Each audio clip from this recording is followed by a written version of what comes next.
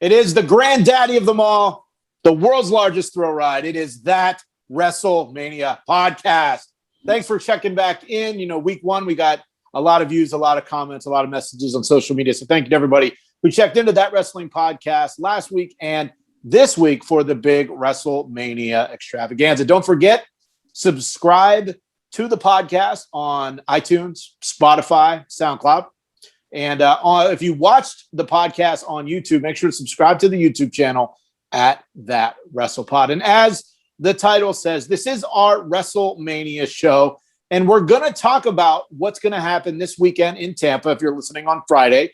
And then, of course, later, the big main event, 5-count favorite WrestleManias. The crew is all here. But before we get to them, it is the thing we do every week. It is the curtain jerker known as What Are You Wearing?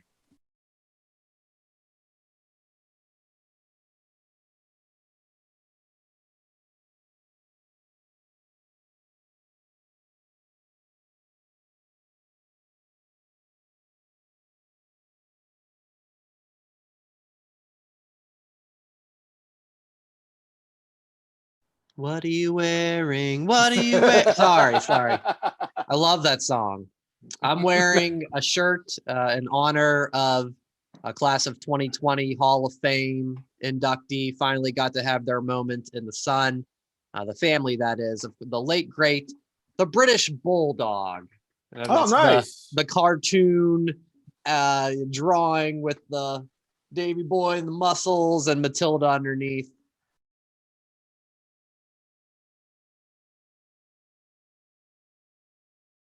So, what's he going to do if the dog would get lost? Like, don't you need a dog collar with the name of your dog? I mean, I'm getting a dog later this year, but I need to know this stuff. So there's no collar on that dog, so we don't know who it is. I'll tell you about microchipping. That's a thing with the dogs too. But okay. That's for that.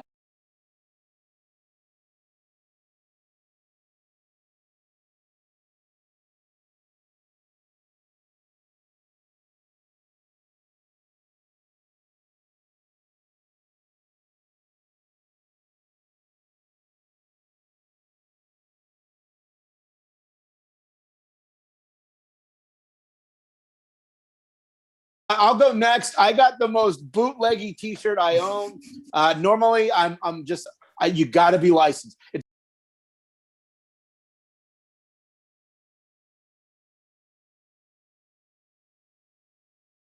Or if it's real or fake, it's just it's kind of cringy. But I thought for the WrestleMania extravaganza, I had to go with this one. Kevin, the king of sleeveless style. What do you got?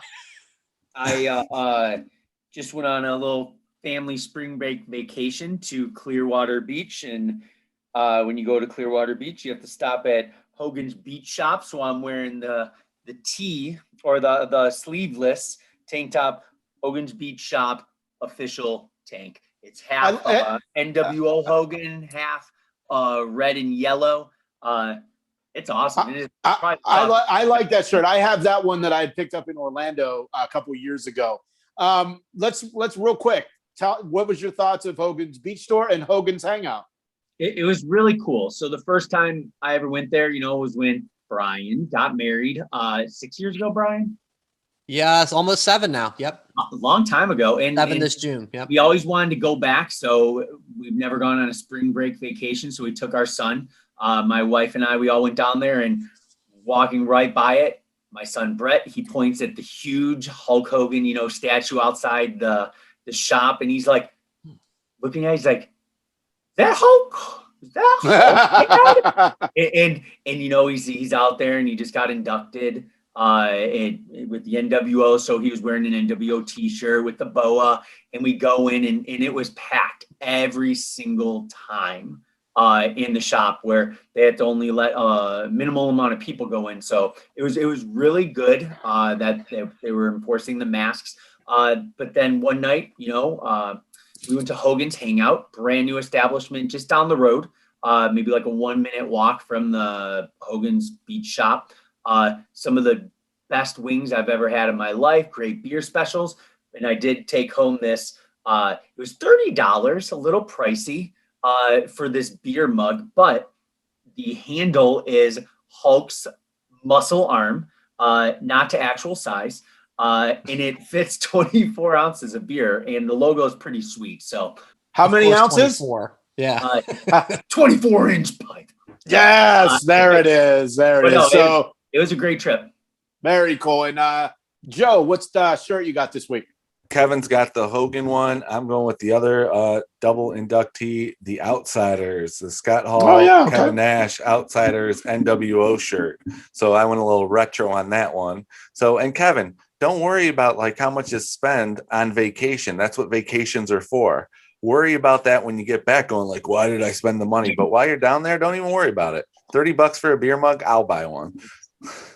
Yeah, I'm going to Orlando in a couple weeks, and I don't think they'll have, because it's not a restaurant there, but maybe I'll buy a Hogan mug of some sort, from the beach store there. Don't forget, on social media, use the hashtag TWP shirt.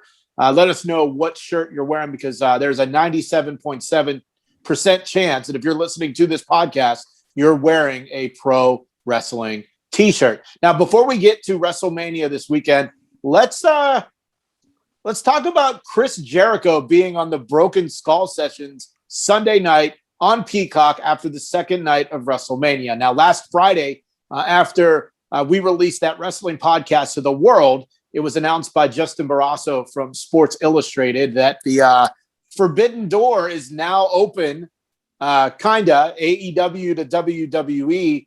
We'll start with you, Joe. How big of a deal is this? I think it's huge because I'm a huge Jericho fan, and when he left, it was like, okay, he went to New Japan, but he was never going to compete against Vince. He always made that a point to say, but then AEW happens and he goes there. It's his choice. That's cool. But I felt like it was going to be one of those, like, burn your bridges. You'll come into a Hall of Fame when you're like 60. But seeing him go on there now, it means that the bridges weren't really burned, and it's I'm excited for it. I'm going to definitely be staying up and watching it. I'm just waiting for the question of, Austin going, so what'd you been up to the last couple of years since you stopped wrestling completely? I saw that on Twitter. It's not my joke, but that's when I read that, I'm like, that's awesome. And Brian, thoughts on this? Yeah, Jericho is the one guy that you can say, oh, I think he could pull that off. And Joe cited the New Japan whenever he went over there, but he was still kind of under WWE contract and making appearances. Like, he's the one guy. And it's pretty cool reading that story that you cited, Jason, about how it came together, where I believe Jericho saw the Orton Broken Skull session and said, like, awesome job, Steve. And they kind of just in text conversation said, let's see if we can put this together. Vince gives it the okay. Does he know what AEW is? We don't know. We think so, but not so much, maybe. Is that a rock band? Is that his new rock band that he's in during quarantine? I'm signing Johnny Polo again. Yeah. I'm excited though. I saw they did one clip already of rapid fire questions, and the only little nod that I remember catching of like an AEW reference, because that's going to be the big thing we're going to watch for, was Austin asked best tag team partners, and I think he said Big Show and Sammy Guevara. So already a little nod, like, okay, we're crossing the ledge, we're breaking the forbidden door. Should be a lot of fun. I stayed away from those clips because I want to be completely surprised of how this all goes down on Sunday night. And Chris Jericho had what I'm calling the greatest promo of his career this past Wednesday night on Dynamite, where he ripped into the Pinnacle. Kevin, I know you watched it. What did you think of it? It was fantastic. 7.5 minutes of nonstop Jericho. Calling MJF, his jerk off friend, and it was my jack off friend. I mean, it was. Now there was a few weird moments that I had to rewind it and watch it again because they were edits because of the delay. He obviously went a little when he was like, with the back in black, and are you Cash or Axe, or are you Axe or Smash, or are you Axel or Slash? Like great lines. Now, Brian, you didn't watch it yet, did you? I did not. I read about it, and piggybacking off what Kevin said, some of those great lines, and the two that stood out to me just from reading about it were calling Tully Blanchard kind of like the third-rate horseman behind Paul Roma. Yeah, but that was great. And the Sean Somewhere between Spears Ole line and Paul of, Roma. yes, yeah, and that and the line for Sean Spears of the, like, you know, last time I heard from you is when you gave me a call after leaving the Fed. Like, yeah, I was like, that's good. Those are one of those, like, you feel like the lines are blurred a little bit when you say that, and of course it's all part of the story. But they made me raise my eyebrows when I read that, and I look forward to seeing it. Joe, did you watch it? Yes, I watched it actually right before the show today because I knew you guys were going to want to talk about it, so I wanted it fresh in my mind. Okay, And the question is it better than the Man of 1,004 Holds, or better than the Raw's Jericho when he interrupted The Rock? It's better than the Raw's Jericho when he interrupted The Rock, because that was him introducing himself and he was playing the WCW hits. He did better afterwards. I think like that one was good, but when you rewatch it, you're like, well, that's not Jericho. That's WCW Jericho, and he was trying too hard. The Man of 1,004 Holds is still the most entertaining. This one was the most real, but the Man of 1,004 Holds, it was just basically like, you know, armbar, Mexican cloverleaf, or whatever it was. We don't need to go through all of them. But I would say that one was the most entertaining, and this one is this one's a more real Jericho the GOAT promo, if you want to call it that. Well, that's not what I asked you. Is it better? Oh man, come on! Is it better than the Man of 1,004 Holds? No, I was more entertained by that one. All right, Kevin, is it better than the Man of 1,004 Holds? Is it? You're not going to. Is it a better promo than the Man of 1,004 Holds? Jason asking the tough questions every night. It's rapid fire on that wrestling podcast. Comedic factor, no. I would say Man of 1,004 Holds was it makes me laugh. I think given next month, I'll still laugh. I think in a month in the AEW promo, I think will be good, but the one is just classic. Well, you're both wrong. It is the greatest promo of all time. And I tweeted about it, and Chris Jericho retweeted it, and I have over 300 likes on my tweet right now, and that makes me the internet champion of the world. So, real quick, just yes or no, did anybody watch the Hall of Fame? Because I watched exactly 0 seconds of it. Brian? I did. Let's sum up Ozzy's speech for you. Hey, thanks so much. The crowd's the best. I appreciate ya. Bye, Ozzy. Enjoy the pool. That was legit about it. But yeah, it was kind of depressing, I thought, because they did it in the Thunderdome, and so everybody who's being honored is given these speeches to an empty stadium where they're playing the pre-recorded Thunderdome people going, you know, and the laugh track is going off when, you know, like different things are happening. So yeah, it was kind of a bummer. I bet the inductees, I bet it'll come out, because I know that since they were doing 2 classes, their speeches had to be cut pretty severely. Well, 2020 was filmed last week. Yeah. So, and I don't know when 2021 was filmed. Yeah. But yeah. And so I think the only one who really got kind of a proper amount of time was Kane, who was the headliner of 2021. So I encourage you to watch that one, especially just the pre-produced video package with him. It was set to The Red by Chevelle, which was a very cool choice. Yeah. But yeah, I wouldn't go out of your way to watch. If you got some free time, check it out. Jay, you've been in attendance for it, and it can go on and on. Hillbilly Jim just wrapped up. Mr. T just thanked his mom for Father's Day again. So there's got to be a line, but I think they need to find a happy medium between what happened this year and how it's been in the past. Yeah, I've been to 2 Hall of Fame ceremonies. I had free tickets to one, and I paid for the other. I'll never go back again. Yeah. I'd rather go to an indie show that night, and it's lesson learned. But it does go on and on and on and on, and it's just not fun. Kevin, obviously you didn't watch. Joe, yes or no? Did you watch?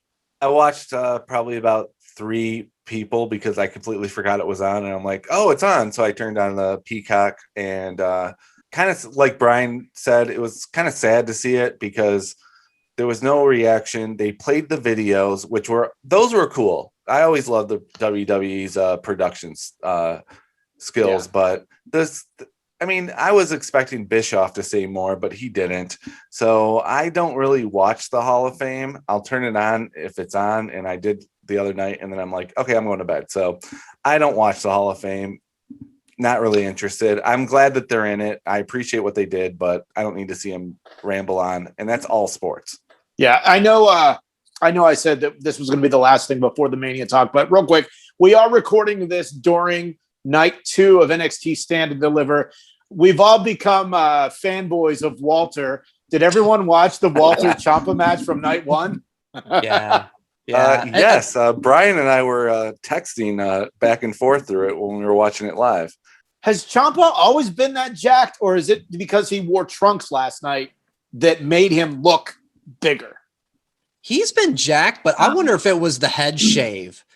Because he'd had some like roughage there for a while. Right. Maybe that was it. Yeah. I wonder if that made the little bit of difference. But yeah, he looked incredible, and he stepped up. That best story of like, you're not the Ciampa from 18. It felt like he was delivering that performance. If you saw Walter's chest after the match, it was like, oh yeah, you stepped up. So really good. And what a story it told with, the thing we love the most about Walter is the chop. And the fact that they were working the injury angle on the hand, like that's such a weapon for him, and that he couldn't really do the chop with his dominant right hand. What a cool story.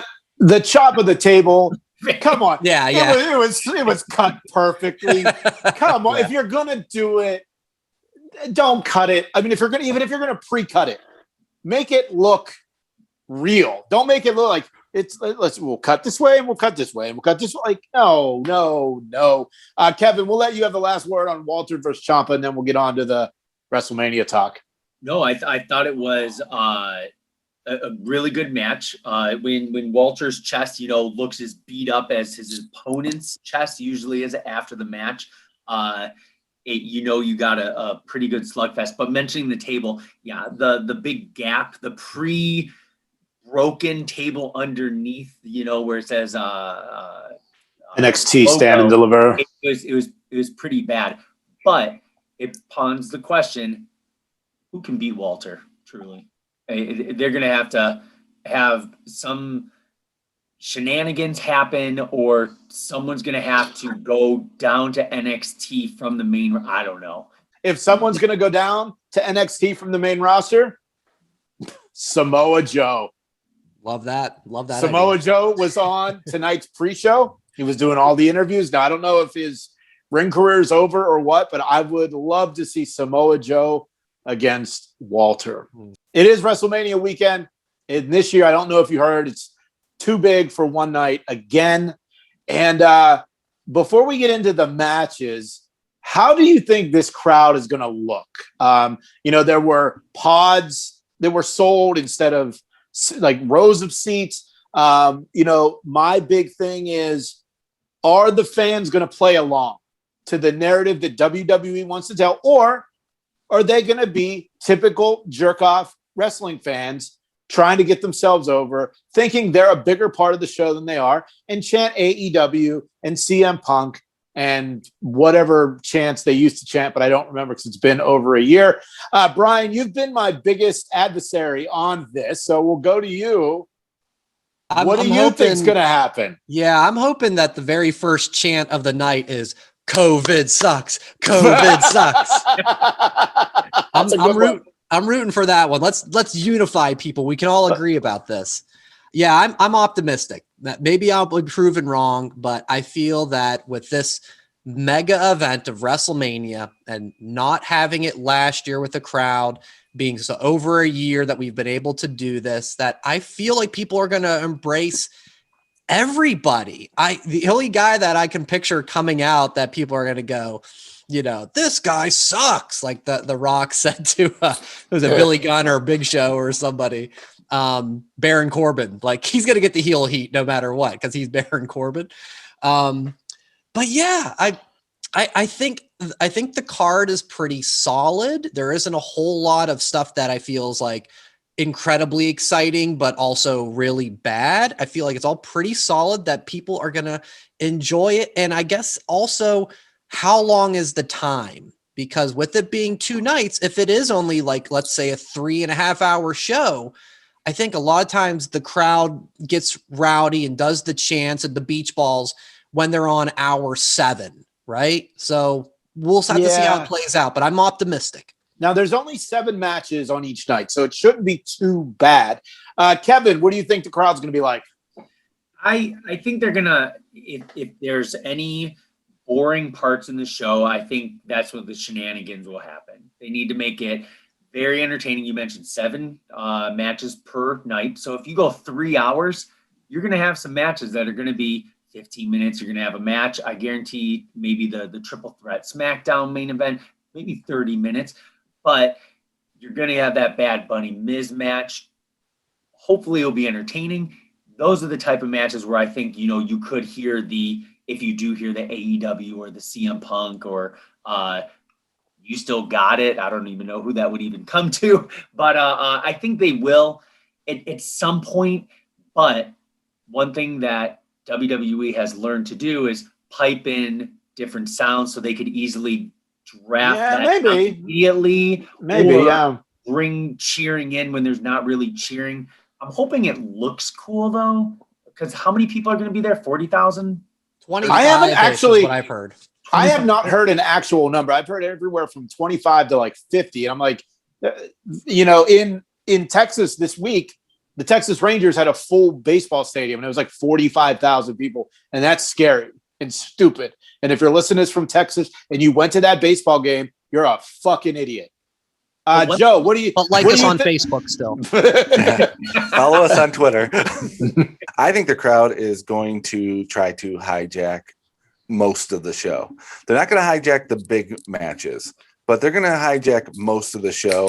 And I think the first chant is going to be, "We still got it.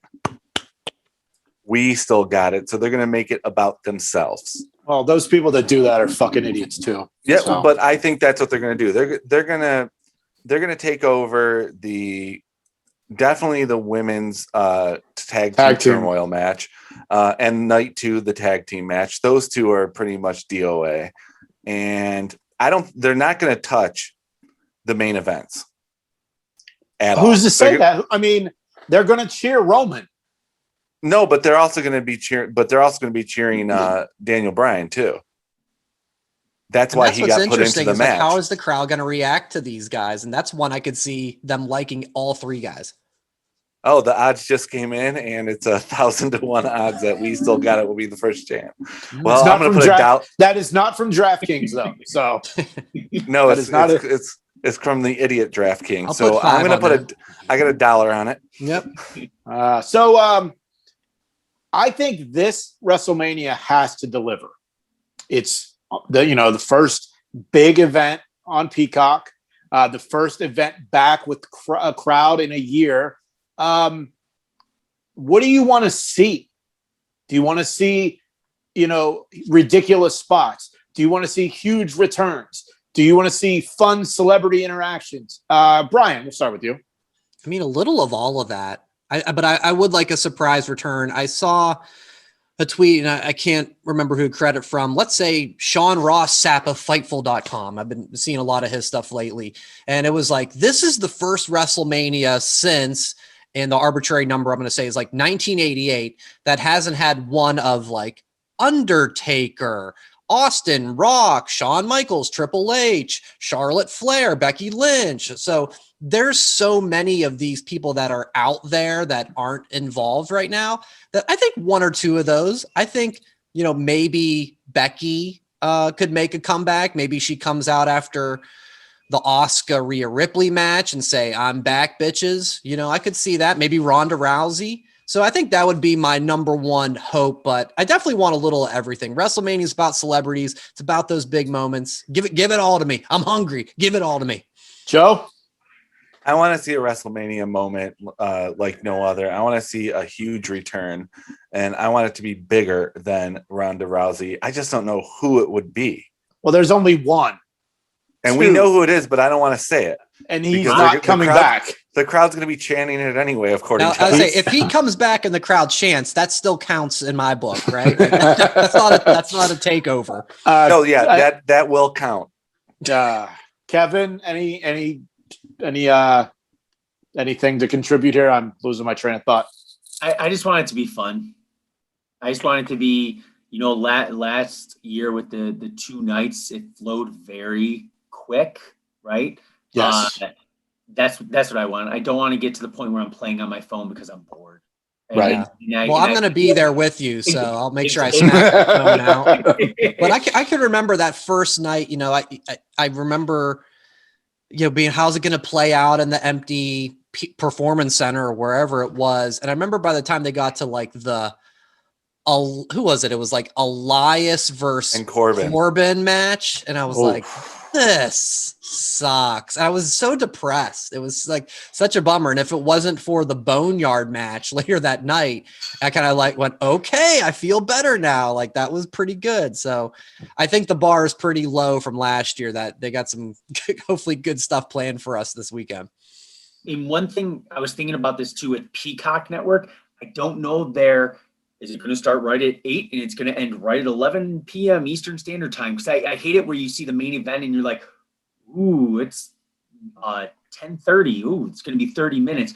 But if it goes past, I don't want to be like, okay, the ending's coming in right now. So I'm hoping it leads to some surprises, at least on the timing. I don't necessarily know about Peacock if it has to end right now. Yeah, I haven't read anything about that. I would imagine it's just like the WWE Network. It's a streaming service. It's not TV. So I think we're good on that front. And for me, there's a couple things I want to see. The fact that Bayley is not on WrestleMania this year blows my mind. So I would like a special edition of Ding Dong Hello, maybe with Becky Lynch. I think that'd be a fun little segment. And then all of a sudden, ding dong, and Bad Reputation starts playing. Ronda Rousey comes out. Or have Becky come beat the shit out of Asuka after she defends the title against Rhea Ripley, because Becky gave up the title to Asuka. And then the next night, Ronda shows up because her shoulders were never pinned 2 years ago by Becky. And that sets up something, maybe a storyline for SummerSlam. What's the first pay-per-view after Mania? Is that Money in the Bank? I think the Rousey return is too big for Money in the Bank. There's always that Great balls of fire of payback and backlash, and then you can always combine them to be pay backlash. Is No Way Out still a thing? Huh? So is No Way Out still a thing? Bragging rights. Great balls of fire. And then four-way. And then one other thing I want to see. I want to see Brock. A lot of people think that there are built-in storylines with pretty much everybody. He comes back after Lashley and Drew. He's got issues with Drew from last year's Mania. Haven't seen him since. Everybody wants that Brock versus Lashley. I know I want to see that. Or maybe he comes back and fucks shit up for the SmackDown title match. And then Heyman has Roman and Brock together in some capacity. Or maybe just babyface Brock. Boombox, Brock Party. That's the best. Sombrero. I don't know. A lot of things could happen. But it's WrestleMania. And it's Peacock. And it has to be big. Google search real quick. It looks like Money in the Bank is the next one in May. Okay, so the storylines aplenty with that. All right, so for the Saturday WrestleMania, for their pre-show, there's no matches. Yeah, because they want that first pop, that first entrance music for that crowd to be on camera. So what I want to do is, who is going to be the first music played And what I want to do is I'm going to count to 3, and all of us say who they think it's going to be at the same time. Do you guys have your picks? Brian, I know you do. Kevin, do you have one? I have to do a quick look of what's on night 1 again. Okay, Joe, do you have Kevin yours? chooses Omos. I got one. Yeah, What's I just up? think that, I think that that's a huge thing. And I'm not talking, I know what I want, and that's what we're about to do. And then once we do that, I'm going to tell you what I think is actually going to happen, which is going to fuck everything up. So on the count of 3, 1, 2, 3. Shane McMahon. Shane, Drew, Joe, who'd you say? I said Hogan. Hogan, Kevin. Oh, And I said host. New Day. Yep. New Day. Okay. I'm changing my vote to Joe's with Hogan. He's the no, host. too That bad. makes sense. Well, It makes sense. That's what I was just getting ready to say. If it is Hogan, that's gonna fuck everything up. That what they're looking for. Because real American's gonna get the pop, but I don't think that's what they want. I think they want, like, Drew would be okay. New Day would be outstanding. I think Shane McMahon, even though he's the bad guy in this situation, here comes the money. Everybody pops. So it'll be interesting to see who is the first musical pop come Saturday night. But let's get into it, Brian. What match do you want to start with from Saturday night? Well, let's start with that one, Shane and Braun. This has been a feud that I haven't been enamored with, but I think we can all agree it's stupid. Yeah. It's Braun included dumb. or Shane would agree with you 100%, but it is a cage match. Shane at WrestleMania always delivers, whether lately it's been AJ Styles, The Miz. So I think this has a lot of potential. Who has thoughts for this one? I think it's going to be Shane does something crazy. Yeah. But he's not going to win. Because he I never disagree. wins at WrestleMania. I think Braun is going to throw him through the cage, and he's going to win a la Austin via St. Valentine's Day Massacre. Like and he'll be saying how smart he is. All right, Kevin. The only way I can see Shane winning is if they're both, like, say, near the top of the cage and Braun throws him off onto the table and he rolls off to the ground or something. But in all realness, there's no way Shane will win that match. There's no way. Yeah, that'll work for that one. I think you guys are on point on that. How about the SmackDown Women's Championship, Bianca and Sasha? Go ahead. This has to be the main event of night 1. Mm-hmm. This has to be the last match because it is going to be. I really feel like it could be the match of the weekend, but I feel like it has to be the main event. Now, Sasha has not had a lot of luck at WrestleMania. She's been in 3-ways and, tag matches, when she lost with Bayley against the Iconics a couple years ago, they lost the women's tag belts. A couple years ago in Dallas, she was in that 3-way with Becky and Charlotte, lost because Ric Flair was grabbing her foot. Like, Sasha doesn't have a lot of good luck at WrestleMania. Bianca Belair has had the rocket strapped to her this year, but I think Sasha is going to retain. Kevin? What do you think, Kev? Yeah. I think Bianca will become the new champion just for the fact where she, as you mentioned, she has a rocket pushed back to her, so that makes her the fast EST. And I think at the end of the night, she'll, and I know it's going to be sounding corny as heck, but she will be the BEST. It's going to be a very athletic. I think there's going to be some awesome flips because Bianca Belair is, one, she looks good, right? 2, she can do anything in that ring that Sasha can, and even better. So I look forward to seeing her have a good match with Sasha. Who's going to win? I think it's going to be her. I think it could go either way, though. When did Dave Meltzer join our staff? Joe, go ahead. I agree with you, Jason, that it has to be the last match, only because we know that night 2, the last match is going to be the triple threat.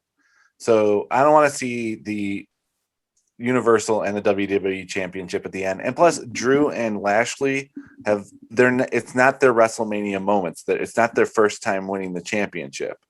That's why I think this should be it, because there's more of a chance for us to see the dawning of a new era, the EST era of the women's division, which is really needs, because the four horsewomen have been basically monopolizing it for years. So I actually think that Bianca is going to win, and she's going to get the fireworks at the end to close out night one.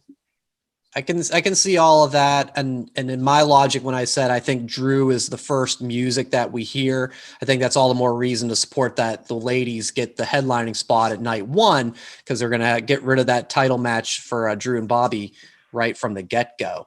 So speaking of that one, Drew and Bobby, this is one that was put together, and for me personally, another toss-up. I think that Lashley has had so much momentum with the work that he's done lately with the Hurt Business. And Drew, he's carried the company since the pandemic, essentially. So I understand the logic of giving him his Mania moment with the crowd. But again, Lashley, he's top of his game right now. He's better than he's ever been. Not really sure where to go on this one. Joe, you want to start off on your thoughts? I'm looking forward to this match. I think those two are just so good together, and they've both had such a great year. It doesn't matter who wins, the fans do. Yeah. Kev?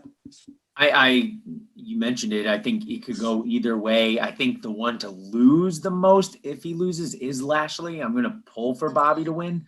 I just don't think Drew, needs the title to keep going strong, even though he has held Monday Night Raw on his back for a long time as champion or not, but it should be a good match. What you got, Jay? I think realistically, Drew's going to get it back because of the work he did this year and last year, not having a crowd there to take in that reaction. Now, that could also be a detriment that, okay, we're going to do this again, but then you're going to sacrifice Bob Lashley. Like, that shouldn't happen either. If the Hurt Business hadn't broken up, I think it would have been a lock that Lashley was going to win somehow through nefarious means. But I do feel like this one's going to be a Drew McIntyre win. And then who knows what happens with the rematch, or if maybe, like I said earlier, Brock returns, who knows? Yep. So those are, I'd say, the main matches. The other ones we got for night one, New Day versus AJ and Omos. We've got Seth and Cesaro, and we have Bad Bunny and Damian Priest versus Miz and Morrison. For me, of those ones, I think a potential show stealer is Seth and Cesaro. I don't think Cesaro's had a singles Mania match before, and Seth so far has been nothing but generous as far as like taking the swing for 37 times and all of that.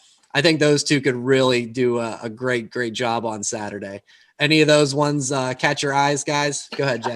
I've been going round and round about this since they announced the match. And were you talking about Seth and Cesaro with the swing? Yeah, that one. Yeah. It's not as funny as if you have to explain it. Well, I feel like that Seth Rollins is a fashion icon. I love the suits he's been wearing since he came back from paternity leave. I think this might be the year Cesaro gets it. Let him have that moment. Seth has had a million moments. And then with Miz and Bad Bunny, now it's a tag match, but if you're not in a title match, the celebrity match is what you want to be a part of. And, from the reports that Bad Bunny is at he moved to Orlando, is at the Performance Center almost every day. He did that SNL performance, was back in Orlando the next day. He did the Grammys, back in Orlando the next day in training. So while I'm not a fan of celebrity matches, and I wasn't thrilled with this storyline when it started in January, I think it's going to be a good one. And it may not be the show stealer, but it's going to obviously get the most hype and national coverage, worldwide coverage, because of Bad Bunny. And then maybe the next night on Raw, they'll announce he's the first inductee into the WWE Hall of Fame next year in Dallas. All possible. Kev, any thoughts on those additional matches? I just feel that anyone can chime in. Who's going to be better in the ring, Bad Bunny or Omos? Bunny. I'm going Bad Bunny. The tag match with New Day versus AJ and Omos, I hope he comes in and does some pretty good stuff versus just let me put up my hand straight up in the sky for you not to reach like a true giant. I fear for that match. I'm hoping for the best on those other ones. I think Bad Bunny will be good. I think he will. It'll be Joe, exciting. final thoughts on night one? Well, you forgot about, which mostly everyone else did too, the women's tag team turmoil match. Right. No one's looking forward to that one. Sorry. But I'm going to have to say the one I'm looking forward to is it's weird. I'm looking forward to actually New Day and AJ versus Omos. I want to see what he can do because Triple H has really been like, high on him lately. He's been saying like, oh, he's put in the work. Oh, you'll be surprised. As long as he doesn't come out dressed as Giant Gonzalez, I don't think he can really screw it up. I might like him more if he does that. Yeah, really. Let's bring it back with some fur and strategically places on the Fake outfit. muscles. I'm all about it. Yeah, fake muscles. We got to bring those back. All right. So again, WrestleMania is too drunk for one night, too big for one night. Excuse me. That's my personal WrestleMania. So let's talk about the big matches for night two. The first one, maybe the longest feud going into WrestleMania, Fiend and Orton. I really thought they were going to lead into a Firefly Funhouse match for this, but we haven't heard anything either way. At least I haven't seen anything. So maybe it's a straight match and they go how they go. Who would like to start off? Jay, go ahead. I think that it should have been a Firefly Funhouse match, but I don't know how you do that with 25,000 people in a stadium watching the screen. Many years ago they had that match where they had maggots and Poe like shooting down on the mat. I hope they don't do anything like that, but I don't really know what is going to happen. I don't even have a thought of what is going to happen because this thing has been so weird. Alexa Bliss shooting fireballs out of her hands, burnt Fiend, which if you go to WWE shop.com right now, you can buy the burnt Fiend mask as well as the Fiend mask. And as much as I love the merch and spend money on dumb shit, I have not purchased that and I have no intention. So I don't know, man. Orton, Fiend. I don't know. I don't know what this is going to be. I don't think it could be a Firefly Funhouse match for the simple fact that Bray Wyatt hasn't returned, and he's the one who runs the Firefly Funhouse. Oh, okay. So okay. That's why they can't have it that way because the Fiend came back, but Bray Wyatt has been gone for since December. So that's where I'm at with it. And I know you were about to call Kevin, but I just had to chime in on that one to specify it. And that's all. I'm just hoping it's not going to be a weird cluster like the WrestleMania match where they had the maggots on the ring. I would say for the build up, months and months and months and months and months building up to this match, I would say it has to deliver. I don't even want to overthink it. I don't want to say, I hope it's one thing and then have it be another. I just want to be entertained. I want to go back and I want to watch 15 to 20 minutes of those guys, probably with Alexa, interfering somehow. I want it to be fun. And it truly, with the buildup, it's owed to the fans to have it be something special, to be honest. It could be the most special thing of night two. It should be. I'm looking forward to the Fiend's entrance. He hasn't had the big stadium entrance with all the amazing graphics that they can do and pyro and lasers. That's going to be special. And yeah, how long this has been going on, even just in the Fiend story, that this will be the first time to have the crowd react to how evil Alexa Bliss is. She's been doing this since I feel like summertime. So that's another one. Just how's the crowd going to react? Are they just going to be all about it? She's the real MVP of this. Yeah, 100%. She had nothing. The Nikki Cross storyline before this was nothing. She's the MVP. This is a Hall of Fame worthy character, and I love it. She's the reason this has been going on, the reason it continued, and I hope it never ends. Yeah, she's a good friend. She's a good friend. So how about Raw Women's Championship? Asuka and Rhea Ripley. I think getting Rhea this spot right off the bat. That's how you really want to hope that these NXT talents that get called up, they get put into that spot. So I'm excited about this one. Kevin, you want to start off with Asuka and Ripley thoughts? I think with Rhea losing to Charlotte, Rhea and Asuka, they will have a really good match, and it kind of feeds into the storyline. Doesn't matter who wins. When Charlotte comes back from COVID, it writes itself. It's either I was the rightful person who should have faced Asuka, or I beat you last year. Now I can have a match with Ripley. So I think it's going to be a beat 'em up match, and Asuka's going to do her random shenanigans. But I think it's going to be very, very entertaining, and I think Rhea definitely has to win. She can't show up night one challenge and lose. Got to make her look tough. Unless Becky Lynch returns. Yep, there it is. There is that. What do you think, Joe? Oh, that is true. And then Ronda, right? And then Ronda the next night. This is a make good for last year. Yeah, that's why Rhea's in the match. This is a make good. She's gonna have her crowd, but I'm just not really that into the match. I mean, she just came up. She was off TV for like a month and a half, and she wasn't really doing much in NXT towards the end anyway. So it's like, how did she earn this spot? I don't know. It's a make good for last year. I'm happy that she gets to be with the crowd, kind of like Drew that we discussed earlier, but I'm not really into this match. I'm not either. And I don't like that Ripley wore white last year. Thought it was kind of against the character. I don't think she wins. I think this is Asuka.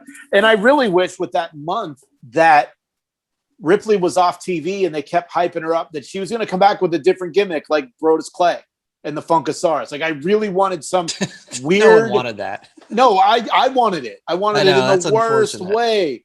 But she's just doesn't do it for me. I really don't have a lot of interest in the match unless this leads to Becky returning, which then will lead to Ronnie returning and then Charlotte returning. And it's going to be awesome. But this match, not a whole lot going for me personally. That's another one that the feud, because it's been so short, not a lot there, not a lot of meat on the bone, as they say, but I think they could deliver a great match. So then your main event, we got Roman defending the championship against Edge and a newly inserted Daniel Bryan. I'm 100% confident this is going to be a match that delivers. When you get a triple threat match, there's always some shenanigans because of the no DQ. Not quite sure where this is going to go. I kind of feel like Roman should still hold on to it, but maybe they give Edge his moment. That's kind of where my order falls, like Roman, then Edge, then Daniel Bryan, because Daniel, he doesn't need it. The fans are going to love him no matter what he does. Jay, why don't you start us off here on the main event thoughts? Am I the only one that has never been a Daniel Bryan fan? Yeah. So I'm still not. I know he's at the end of the road, and I know he's been doing a lot with creative, and he's been the reason that like the Lucha House Party and Humberto Carrillo and Gulak were getting on TV. It was him. He wanted to work with these young guys. So I think he'll be better off, in the office, helping, develop new stars. But that's saying if he wins the title, I mean, they're gonna make so much money on Daniel Bryan championship merch. Originally, I thought Edge was going to win before it became a triple threat. Now I'm torn between Edge and Bryan, but the biggest thing here is Roman's going to lose but not get pinned, which means he can still go on his reign of terror until he gets his rematch and then regain the belt and then hold the belt for 2 more years until WrestleMania is in LA and him and Dwayne can headline SoFi Stadium. Kevin? I think it's going to be a great match. I'm going to keep it very short. Same with the buildup of Fiend and Orton. The buildup with Edge, winning the Rumble, his comeback story again. I just hope it aligns like the D-Bry from a couple years ago. His WrestleMania moment. I want to see Edge win that. But I do agree with you. I think it's going to be Roman's not going to be the one that's pinned. It's going to be one on the other, but we're going to see a lot of spears. We're going to see a lot of yes. Yes, we're going to see a lot of yes chants, Headbutts. the kicks, headbutts. It will be fun watching, Daniel Bryan and Edge in a ring together with seeing Roman. I'll be happy whoever wins, to be honest. I'll just root for a great match versus the outcome. Or usually I will root for one person or another, but it should be an entertaining match. What do you know, Joe? What I know is this is like the first Mania main event in a really long time where there's not like a clear favorite. Yeah. And that's what I like about it. It's anyone can lay claim to winning that night and it will be good. And any of them can be pinned to protect the other one. And even a loss doesn't hurt their legacies. This is a great story because of the background of all three of them having to come back from career-threatening endings. It doesn't matter who wins for me. This is going to be the match of both nights or both of them. And I am just basically looking forward to whatever the outcome is. I'm going to just enjoy it no matter what. I'm with you there. And I think looking at the undercard on night 2, it seems stronger on paper, at least. So you've got Riddle defending the U.S. title against Sheamus. You've got Kevin Owens and Sami Zayn, who Sammy's just been incredible. And he's going to have Logan Paul there. So we'll see how that comes into play. And Big E versus Apollo Crews. And I texted in a Nigerian drum match. Yeah, exactly. Goddamn Nigerian drum match. I cannot wait. I've always wanted to see one of these, and I'm so glad it's happening this year. Jay, I texted you on this because Big E did an interview with Ariel Helwani. Yeah, and that was the first question. Did you see this? The first question to Big E is, what is a Nigerian drum match? And then try to do a little low voice like Big E. Look, man, I don't know. Yeah, that is going to be a fun match. I love the new Apollo. Me too. I like serious Big E, but the match that's going to steal the night and maybe all weekend. I know I said one of the other ones was going to. Sammy and Kevin, that is going to be a badass match. I've watched all their Ring of Honor matches and all their indie matches, and the stuff those guys do is insane. So there is potential. Now, I know last year Kevin Owens said he wanted to jump off the pirate ship, and that didn't happen. And it's probably not going to – I doubt it's going to happen this year, but because Shane's on the card, but who knows? Owens and Zayn, and I don't really know much about Logan Paul. Is that the boxer or is that his brother? Well, they both both do. Logan Paul was supposed to fight Floyd Mayweather last month, and it fell through. But Logan Paul, YouTuber, whatever. But I don't think he's going to play that much of a factor. He'll probably turn on Sammy. But I'm really looking forward to the Owens Sammy match. Yeah. Any other undercard guys of those ones, Kevin? What do you think? Hoping that Riddle Sheamus isn't terrible. I'm sure it'll be good. I think it's going to be real good. I think so too. Joe? Sheamus has been the MVP of 2021. He's been great. So if we're saying like for the full year, it's been Drew, Lashley, MVP. For 2021, it's been Sheamus. And that's really hard to say because he's been so bland forever. But I think that's going to be a really good match. But like Jason said, the match that's going to steal the night, possibly the weekend, is going to be Kevin Owens and Sami Zayn. And I know we've seen it a million times from the indies, from Ring of Honor, from when they both came up in NXT to WWE when they were both on the main roster. We saw it so many times, but guess what? I've seen like Marvel movies so many times, it doesn't make them less awesome. So yeah, that's going to be the match of the weekend.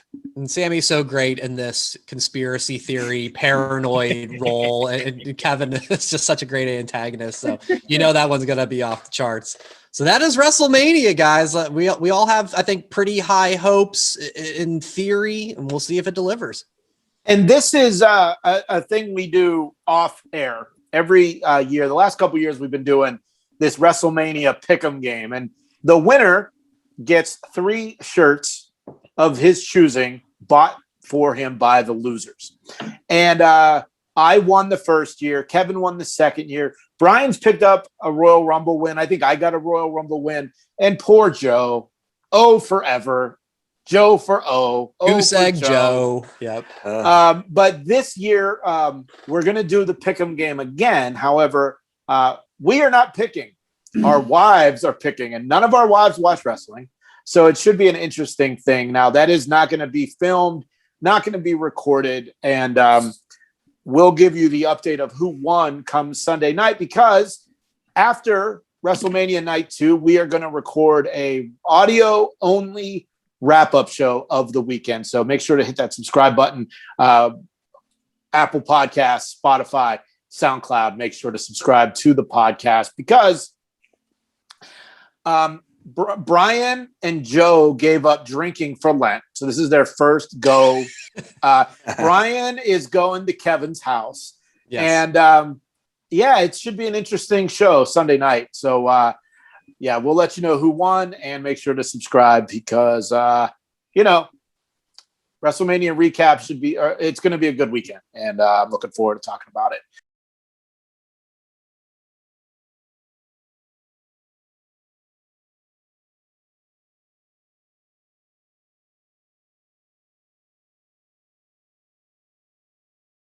It's the weekly countdown. It's our 5 favorite things. It is the 5 count this week, since this is that WrestleMania podcast extravaganza, the biggest thrill ride in the world, the granddaddy of them all, the Super Bowl of podcasts. This week, it is the 5 count favorites of our WrestleManias. Now, me personally, my 5 favorites are ones that I have connections to. And because of that, I will start. Number 5 for me is WrestleMania 12. March 31st, 1996, from the Pond in Anaheim, California. And the reason this is a favorite of mine is this was the first pay-per-view I had to pay for myself. My mom said if I want it, I had to pay for it. And so I did. Another thing, too, I thought it was cool that I figured out how I could tape it on VCR. So I did that, and I watched the shit out of it. But this pay-per-view was headlined by Shawn and Bret, the Iron Man match. This is the first one, to my knowledge, in WWE, and I had never even heard of an Iron Man match before. Another fun one was the Ultimate Warrior returning after 4 years to squash Triple H. There was a Razor Ramon no-show, the debut of Mark Merrow, and my favorite, the Hollywood Backlot Brawl match between Goldust and Roddy Piper, with O.J. Simpson chase scenes weaved in and out of the coverage. The match ended with them getting back to the Pond, Piper stripping Goldust down. He was wearing women's lingerie. Apparently it was plus-size women's lingerie, so it would fit him. So my number 5 tonight is WrestleMania 12. Number 4 is WrestleMania 23. April 1st, 2007, Ford Field, Detroit, Michigan. We all went to that one. And that was my first live WrestleMania. And of course, that was the Battle of the Billionaires. And it's funny to think Bobby Lashley represented Donald Trump against Umaga with Vince McMahon. Amazing. Undertaker and Batista, the Money in the Bank ladder match. Mr. Anderson, or Ken Kennedy was his, Mr. Kennedy was his name. He was the big winner. And that was the one where he did like the mic drop of Hornswoggle off the top of the ladder through another ladder, which was fucking crazy. Shawn and John Cena for the heavyweight title, and they were tag champs at the time. So that was pretty cool. Kevin, I remember you hated John Cena. You hated everything about him. So I was so pumped when he won. The ECW Originals versus the New Breed from WWECW. And one of the highlights was, of course, Brian forgot to buy me a ticket when he bought for everybody else. So that's another story. You can. That's Thanks, Brian. That's another story for another time. Yeah. So WrestleMania 3, or my third, number 3 for me on the 5 count is WrestleMania 31. March 29, 2015, Levi Stadium in San Francisco, California. I had just moved to California a couple months prior, and this was our first road trip. And with West Coast manias, especially outdoors, it's 4 o'clock when they start. So the matches were in the daylight, in the sun, which ruined Bray and The Undertaker. Like Bray had these cool scarecrows like walking him out, but it was bright as day out.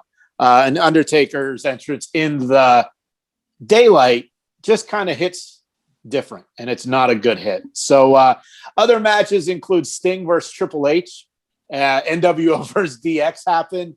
That was Cena, so fun. John Cena and Rusev. Rusev came out in a tank, which was awesome. Intercontinental Championship ladder match. And that's where the one where at the top of the ladder, it was Daniel Bryan and I believe it was Dean Ambrose. They went on this headbutt binge for like 30 seconds.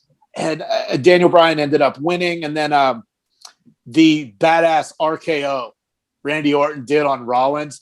Rollins was going for the curb stomp, and Orton hit that RKO out of nowhere. And of course,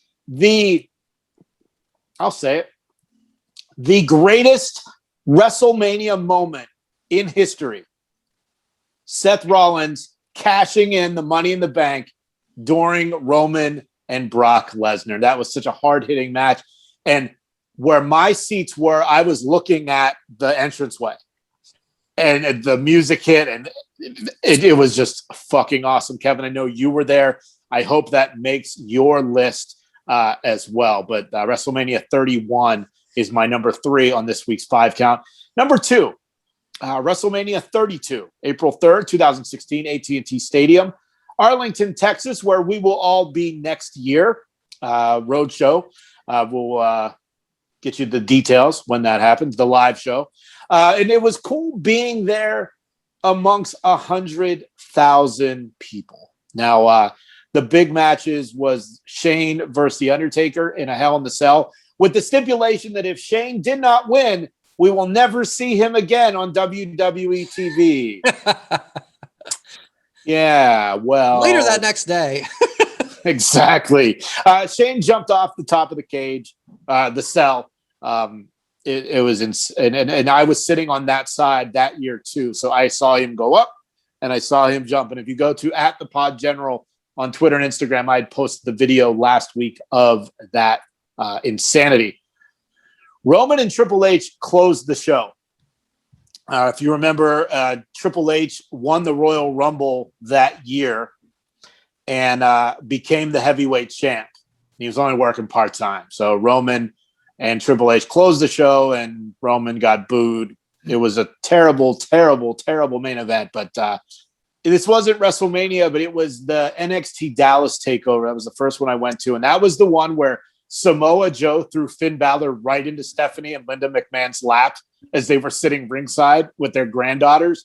And then that was the debut of Nakamura against Sami Zayn. So number 2 for me this week is WrestleMania 32 in Texas. And my number 1 this week is the OG, WrestleMania, March 31st, 1985, Madison Square Garden. And it had the greatest theme song that Brian just found out was the theme song to WrestleMania. What was it, Brian? My gosh. I mean, it's like you're telling me like the sun is nighttime and darkness is the light. I couldn't believe it, but she's an easy lover. She's got a hold on you. Believe it. I couldn't believe it. Phil Collins, Easy Lover, was the theme song for WWF WrestleMania 1. Brian did not know that. And I believe recently you just sent a text. You're like, holy shit, how did I not know this? And I think everybody thought the same. How did you not know this? For me, because it was the first one watching this show, I was like, this is crazy. All the big names on one show. And at the time, they were trying to get closed circuit TV working. And living in Pittsburgh at the time, for some reason, there were technical issues. So as a make good, WWF ran the first WrestleMania on TV. And I got to watch it on TV. Now, the matches, of course, Hogan and Mr. T against Piper and Orndorff. Hulk Hogan was just on Corey Graves' podcast, and he was talking about how Mr. T was so nervous, they thought he was going to leave and not show up for the main event. So I had to keep an eye on him all day, brother. Go check out Corey Gray's podcast. It was a really great story. He said, I got to go call my mama. I'm nervous. Big John Studd against Andre the Giant in the $10,000 body slam match. Now, $10,000 was a lot of money in 1985. That was a great one. And then what kind of scared me was King Kong Bundy.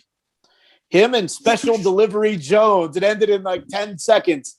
It was just crazy. And then, of course, Wendy Richter and Leilani Kai. Wendy Richter accompanied to the ring by Cyndi Lauper. And how is she not in the Hall of Fame? The Bella Twins are in the Hall of Fame, but Cyndi Lauper isn't. Get the fuck out of here. And WrestleMania today. Yeah, Ozzy took the spot. WrestleMania 1 is my number 1. So that is my 5 count.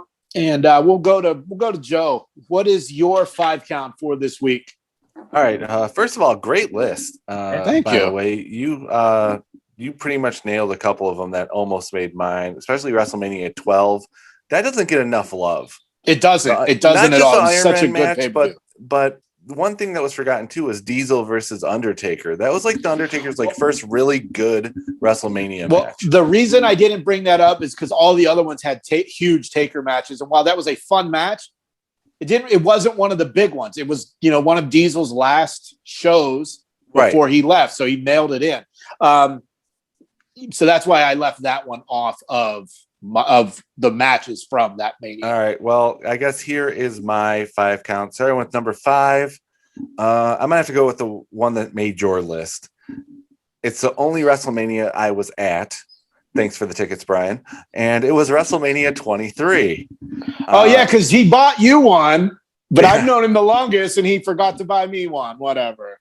Thanks, Brian. I had a great time, and so did my brother because he ended up getting a ticket too. But whatever.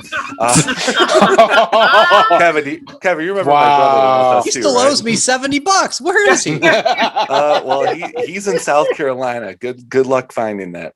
Anyway, it is WrestleMania 23 for all the reasons, because it was the one I was at. Taker and Batista was the match of the night, but looking back, John Cena versus Shawn was a really good match too. At the time, couldn't stand it because Shawn lost, but Shawn did so much to prove that Cena was more than just 5 moves. So WrestleMania 20 and the iconic WrestleMania moment that is still shown is Jeff Hardy doing the swanton off the ladder onto Edge with Matt Hardy going, oh, so that's my number 5. Number 4, WrestleMania 22 in Chicago. It was the last Mania which was not in a stadium, and we had Rey Mysterio, Kurt Angle, and Randy Orton triple threat match, which was good, a little short, not just because we won, but good. Shawn Michaels, Vince McMahon in the street fight when Shawn jumped off the ladder onto Vince, and then Vince is flipping off Shawn while Shane is helping him in the back. And Triple H and John Cena, and again, just like WrestleMania 23, Triple H did so much to put Cena over, and we just didn't appreciate what they were doing with that. But the match of the night, Edge versus Mick Foley, in one of the greatest hardcore matches ever. And to do it at WrestleMania, the flaming table spot still gives me chills every time I see it.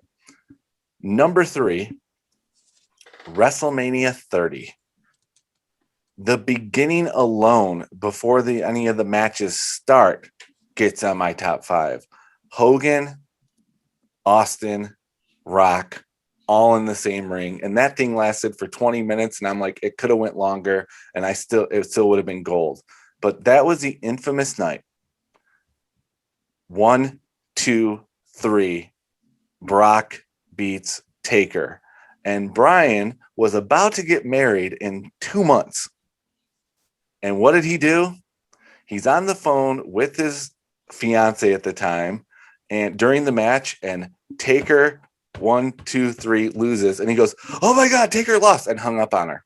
Didn't even finish the conversation because he was over my house at the time. He's like, "I gotta go, Taker lost," and click. But yeah, Daniel Bryan versus Triple H in the first match. I thought the triple threat match was okay. I thought Triple H and Daniel Bryan was better. It told a better story, but yeah, that's definitely my number 3. Number 2, I'm guessing 1 and 2 is going to be a lot of people, but my number 2 is WrestleMania 19 in Seattle. You had another Vince McMahon hardcore match with Hulk Hogan. And when Piper came out to the crowd, I was so excited. I'm like, this is amazing. And then he's like, he belts both Hogan and McMahon because he didn't want to team with either of them. You had Shawn in his first WrestleMania back from back injury, and him and Jericho put on a clinic. I mean, Triple H versus Booker T, it is what it is. It wasn't a good match, and it was the last WrestleMania before the Boneyard match where we had Undertaker as the American Badass, and it was that tag match where Nathan Jones didn't show up till the end because they realized, oh crap, he's not good. So, but Brock with the botched shooting star and Kurt Angle putting on, like, basically showing how tough he was because he shouldn't have been wrestling that match, but he still finished the match. Amazing. And number 1, WrestleMania 17. Rock versus Austin. Austin, the heel turn at the time, was amazing. The TLC match, Edge spearing Jeff Hardy while he was hanging, amazing. And the thing that I love the most about it, and this is weird, besides another Vince match, it seems like I really like Vince McMahon matches. Which is weird because nobody likes Vince McMahon matches. But it's like each one of these were all iconic ones. But I really like the gimmick battle royal, having Bobby the Brain and Mean Gene come back and do commentary. Oh my, that WrestleMania 17 is a perfect WrestleMania from beginning to end. There's nothing bad about it, in my opinion. Kevin. Oh, you mentioned WrestleMania 17 as being your number 1. I actually have it as my number 5 on my notes for the 5 count. Kevin's number 5 WrestleMania of all time, and it's backwards if you're watching the YouTube. But a lot of the similar things. Iron Sheik won that gimmick battle royal.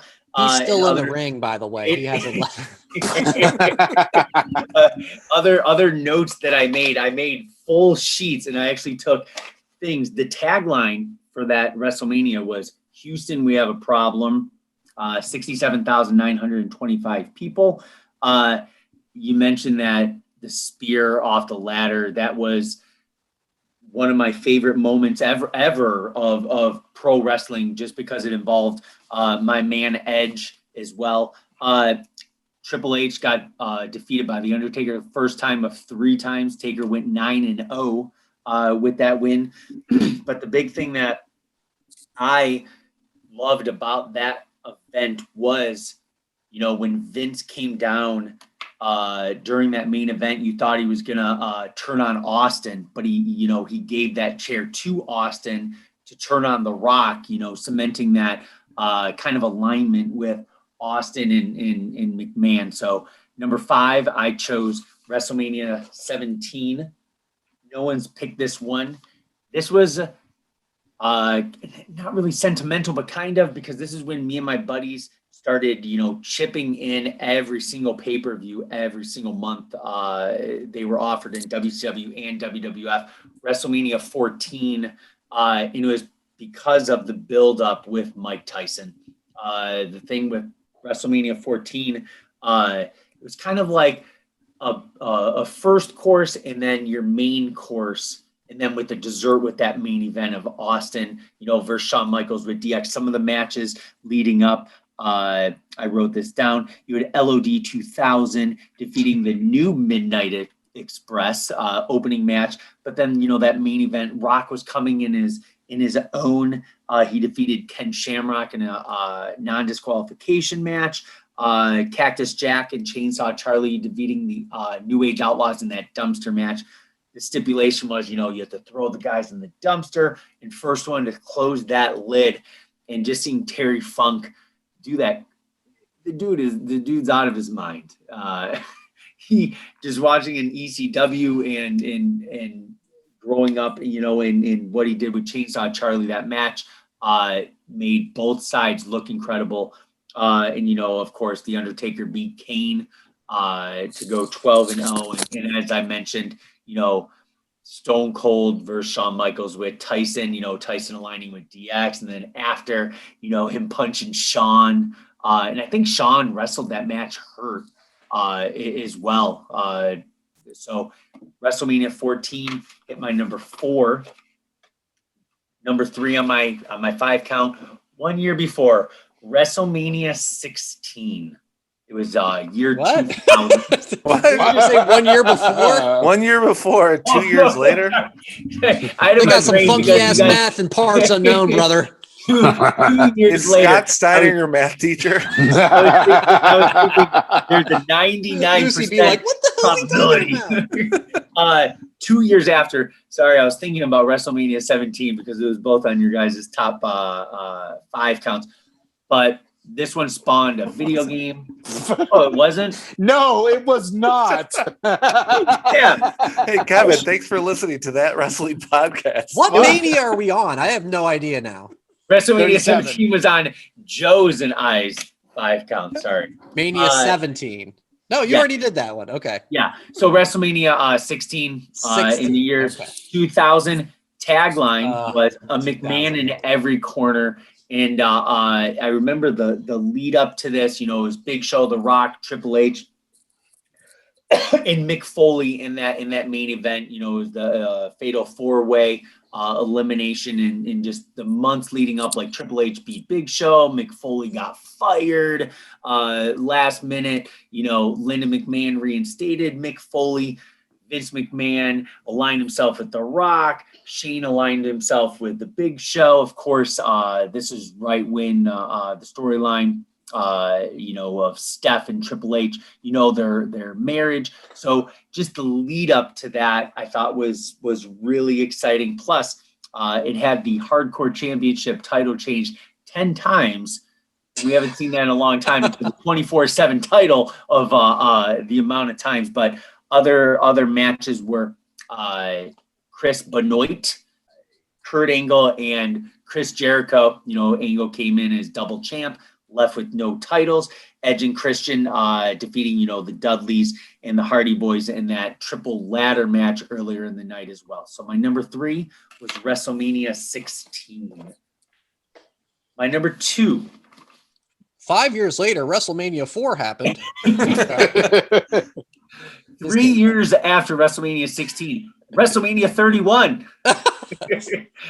Very similar to what Jay said. It was, I brought my wife all the way across the country to California. At the time, we lived in Kentucky, and we flew out to California just for WrestleMania. And I basically didn't even have to sell it. I was just like, hey, you want to go to San Francisco? And she's like, yeah, for what? I'm like, Mania. And all she could say is, I really want a gold dust mask, which I'm sure in a weeks down the road or months down the road, we'll talk about her love for gold dust and how she got that gold dust mask. But like everything about that trip was just, it was awesome. You know, earlier in the day, we went to Alcatraz, you know, and then we get back. Michigan State reached the Final Four. So I was on kind of an all-time excitement, just having fun on vacation. And then, you know, it all brought together at WrestleMania 31. Every single thing that Jay mentioned, I wrote on my notes. So all I can say is the crowd was hot. The weather wasn't bad for early in the year. It was a huge attendance, and all I can remember is people loved being there. We were kind of in the second level of Levi Stadium in Santa Clara. We weren't close, but just the ambiance and the view of the ring was great for everybody, because we thankfully didn't get kind of positioned by one of those large pillars to set up that huge, you know, the lighting system. Yeah, but I feel like you were in like bleacher seats, weren't you? We were in bleacher seats that were kind of like at an angle. Right. And I wonder if those are there for every game, or maybe they were just put in for WrestleMania.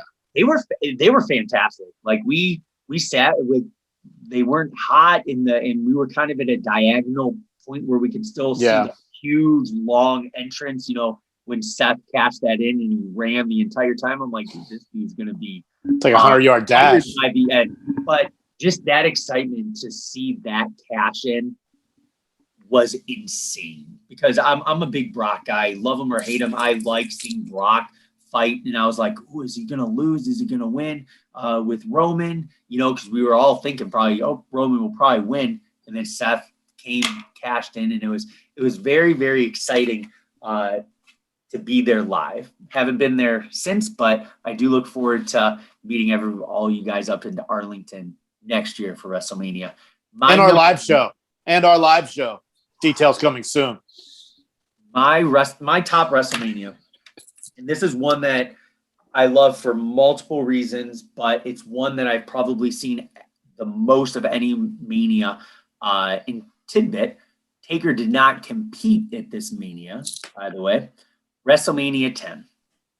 I love the ladder match between Razor and Shawn. One of my favorite matches of all time. Owen Hart versus Bret Hart. Big brother versus little brother. But it also had the excitement of 2 championship matches. It was the double win for Luger and Bret Hart in the Royal Rumble. So they both competed at that Mania. Earlier in the night, there was a coin flip. And the winner of the coin flip, there was a match that would take place. Luger won, so that's when Bret had to fight Owen earlier. So Luger, win against Yokozuna. Luger was getting frustrated. There's special guest referees in both matches. Mr. Perfect was the ref in that match. And if you guys remember, Luger pushed him. Luger disqualified him. So Yokozuna won. So it was Yoko versus Bret later on in that evening. And Roddy Piper was the special guest referee later in the night. And you guys know I'm a huge Bret Hart guy. So, Bret Hart and Yoko. Yoko went for that bonsai drop. Bret moved out of the way, rolled him up. Bret took the championship. And then it was just so many good guys, celebrating in the ring at the end of the night. And all I can think of, because I'm a little brother to my big bro, right? Owen beat him earlier in that night. And all you see is Owen not celebrating with his big bro, but at the end of the aisle, just staring into there, just like with resentment. Just that entire Mania from start to finish was just exciting. In tidbit, if you guys are wondering, Earthquake beat Adam Bomb in 35 seconds. Nice. Whippleman and Adam Bomb. Remember it always. In corner. Love Earthquake. But I just love that. It was multiple championship matches in one night. My guy becoming the champion. I just love WrestleMania 10, mostly because of the ladder match above other things. But it was just a great WrestleMania. The thing with going last is you got 3 people who have to say a lot of different things before it's your turn. So 4 of the 5 picks have been set. And by the way, Jay, I want to give you a bonus point for your sell job on Mania 31. I was like, God damn, maybe I need to revise my list. But that was great. But I'm starting off with number 5. It is WrestleMania 14, which I believe Kevin has said. First Mania of the Attitude Era. A couple other quick ones. Triple H versus Owen Hart was a lot of fun. Chyna and Sergeant Slaughter were handcuffed together. That was a fun match. Rock and Ken Shamrock that you mentioned. The best one with that is Shamrock wins. Rock taps out, but he won't let go of the ankle lock. He snaps. He used to snap all the time. He suplexes like 7 officials. They reverse the decision, so The Rock wins. The Rock is being carried out and wheeled out on a stretcher. So Shamrock runs out of the ring and dumps over the stretcher. It was like peak Ken Shamrock experience. So go back and watch that one if you haven't seen that one in a while. Kevin, you mentioned the dumpster match. That's great stuff. Taker and Kane, their first matchup. Kane, by the way, first time tombstoning Pete Rose. That's classic. And people got to understand with that one is Mike Tyson now is nowhere near Mike Tyson in 1998. He was a mystique. I feel like this was after the Holyfield biting your ear, like he couldn't box, and he was just he was box office, I guess you could say. Now, you know, they pop him on Dynamite and he's punching and now he's done, right? But in that one, well, and remember, he couldn't get the names right. He kept calling Austin Cold Stone, Cold Stone, Cold Stone. Creamery. That was great. But yeah, so yeah, as you said, he was a member of DX, but he turns on him. He ends up knocking out HBK. So great stuff. I love Mania 14. My number 4 is WrestleMania 17. Most of the things have been said about this. Love the gimmick battle royal. Shane versus Vince in the street fight is awesome. Little shout out for the WCW guys in the box. Like, that was such a cool time to be a fan. Like, what is happening? Even though it was guys that, you know, you really didn't know too much of. That wasn't Sting and Flair and Arn Anderson in the box, but nevertheless, yeah, great show, top to bottom. That Taker Triple H match is so under the radar. Like, when they had their feud later at Manias, they never brought up that 17 match. Well, they never said it was. This is the first time these two have ever met at WrestleMania, when they actually met like 10 years prior.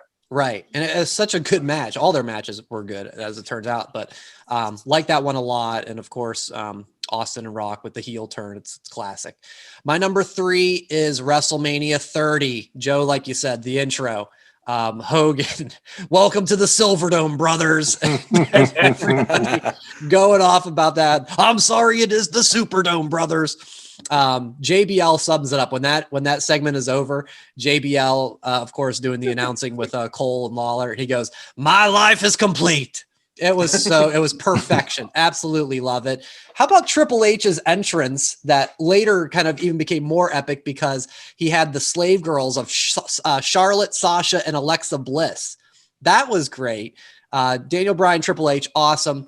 Underrated, Cena versus Bray Wyatt. I rewatched that match. And what's fun about that one is Bray is doing everything he can to get Cena to snap, basically to stop being the good guy example for everybody. And the crowd's into it. They're doing the whole world in his hands bit. It's really, really good. Cena wins. And in classic Cena moment, he wins. He immediately goes to the front row and hugs a kid in a Cena shirt for like a minute straight. Such a cool dynamic with that match. And then Brock breaking the streak. Of course, like you said, Joe, hung up on my fiance. I don't regret a thing. I'd do it again. It was the most shocking moment in wrestling history. It was absolutely phenomenal watching the crowd in that minute or two after of just, you know, there's the legendary guy with just the eyes, right? Hey, real quick, I want to jump in real quick with a question. I forgot to do this when it was mentioned earlier. Was Brock the right guy to end the streak? No. I'm fine with it. I'm fine with it. Kevin? I don't know who it would have been. I think so, just because he has legitimate fighting. Yeah. That was my thing. I'm a big believer that Brock was the right one, because he's a legit badass, a legit fighter that, you know, while it is sports entertainment, who's to say Brock's like, fuck this, I'm doing what I want to do. I think Brock was the right choice. Sorry to interrupt. Back to your regularly scheduled 5 count. Totally fine. And so much props to Paul Heyman in the moments after. He in the corner with his hands going, oh my God, and then running over to Brock going just repeatedly, you did it. He sums up the moment so perfect, and that's why he's incredible. Also, just a couple other things on that card. The Shield beat the New Age Outlaws and Kane. It's not some classic match, but it was just like, that's the right decision. The Shields were the up-and-coming guys, and they ended these classic Attitude Era guys of the New Age Outlaws and Kane. So I have a special appreciation for that. And this is also the first Andre the Giant Memorial Battle Royal. This is when it actually meant something. And we were kind of like, hey, what this is going to be. And there's great, like Kofi has a moment in there. Cesaro wins it by slamming the Big Show out of the ring. And so, and like, that felt like a moment. Like, this is really cool. And now it's just not even on Mania this year. It's on SmackDown. And so, yeah, and love the Daniel Bryan triple threat with Orton and Batista. A great moment too. You see in the crowd, Connor, the little boy with the cancer for the Connor's cure that came of it. So like that tugs at your heartstrings seeing that. And also the Ultimate Warrior was in the Hall of Fame and he died like 2 days later. It's like, oh my God, like that's how special Mania 30 is. It really, truly is my number one, but it's not for this instance because my top two are the two Manias that I've attended. Number two is Mania 26, the one that none of you guys mentioned, because it's good. It's not that bad. It's not that great either. But because I attended it, just being there, it has to get a little bit of a higher recognition. You've got Bret Hart versus Vince, a 5-star classic in any building in America. I'm just kidding. People know it was a bad match. I just watched that last week. Oh, are you okay? I'm good. Yeah, it was good. You got the Visine in your eyes. Yeah, it's not a great match, but it was a fun spectacle of just Bret being back after everything with the screw drop. Jericho versus Edge in Phoenix, Kev or whoever said that in chat. Jericho versus Edge for the title was very good. Cena versus Batista, very good. And in what was the last match of Shawn Michaels' career, him and The Undertaker to close out the show. And what was the last match of Shawn Michaels' career? The very last match. I was there, and he never wrestled ever again. The end. Crazy. He never did it. He never wrestled again. It's the most insane thing ever. Yep. That's so cool. My number one is Mania 23. First Mania I attended. I tried to screw Jay over and not get him a ticket, but he got it in somehow. The Detroit screw job. We'll remember it always. Batista versus Taker is a great match, and I'm on the DVD and the celebration. There was somebody with like what was Taker 17-0? I don't remember now, but it was 13-0 or 13-0. But yeah, Kevin, you do the math. You can see me. I bet you can see you guys. 100 no. It's my WrestleMania moment. Joe, you said it. HBK versus Cena is very underrated. That doesn't make people's top 10 Mania lists, but it could be certainly under consideration. And you guys mentioned, I know you did, Jay, with Money in the Bank. Great lineup. And yeah, Kennedy doing the off the ladder to Hornswoggle.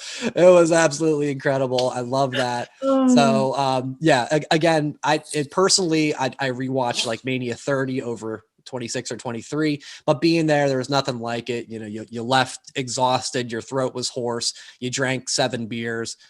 You finally got to go to see WrestleMania, which in my case, the first one I'd seen was WrestleMania 2. So that sums up my top 5. That's a great 5 count. Fun fact about WrestleMania 23. When it was over, I had to drive from Detroit to Lansing to do the overnight shift. Oh God. Oh God. Yeah. So that is a fun fact. Yeah. It was it was fun. Yeah, WrestleMania, it's a good time to be a fan, and hopefully you enjoyed tonight's 5 count. Who made your 5 count? Let us know on social media using the hashtag TWP5count.